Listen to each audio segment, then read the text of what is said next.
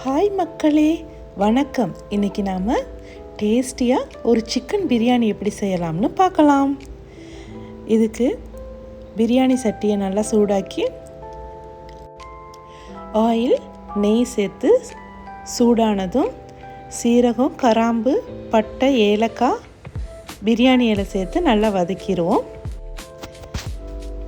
பிறகு வெங்காயம் சேர்த்து இதையும் வதக்கணும்.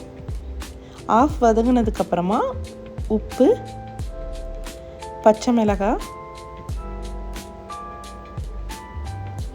இஞ்சி பூண்டு பேஸ்ட் சேர்த்து இதையும் நல்லா கோல்டன் ப்ரௌன் கலருக்கு வதக்கி எடுத்துடணும். பாருங்கள், இப்போ நல்லா வதங்கிருச்சு. இப்போது தக்காளி சேர்த்து வேக விடணும். தக்காளியும் நல்லா வெந்துருச்சு. இப்போது இதுக்கு தேவையான மசாலா எல்லாம் சேர்த்துருவோம். காஷ்மீர் சில்லி பவுடர், மிளகாய் பொடி, மல்லிப்பொடி, பிரியாணி மசாலா, மஞ்சள் பொடி சேர்த்து நல்லா மிக்ஸ் பண்ணி எடுத்துருவோம். பச்சை வாசனை போனதுக்கப்புறமா தயிர் சேர்த்து இதையும் நல்லா மிக்ஸ் பண்ணிடுவோம். பாருங்கள், எண்ணெயெல்லாம் பிரிஞ்சு வந்துருச்சு. இப்போது புதினா இலை சேர்த்துட்டு சிக்கனை போட்டுருவோம்.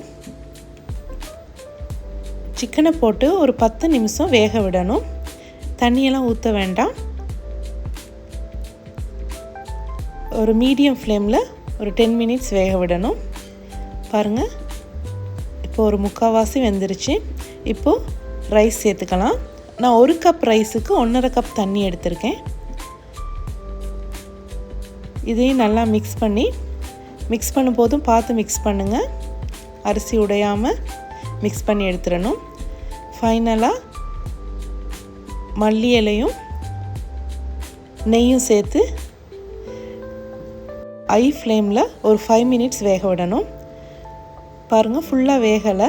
இந்த டைமில் ஒரு தோசைக்கல்லை நல்லா சூடாக்கி அது மேலே இந்த பிரியாணியை வச்சுருவோம். இது லோ ஃப்ளேமில் ஒரு 15 மினிட்ஸ் வேக விடணும். வேக விட்டு ஸ்டவ்வை ஆஃப் பண்ணிட்டா அருமையான சிக்கன் பிரியாணி ரெடி.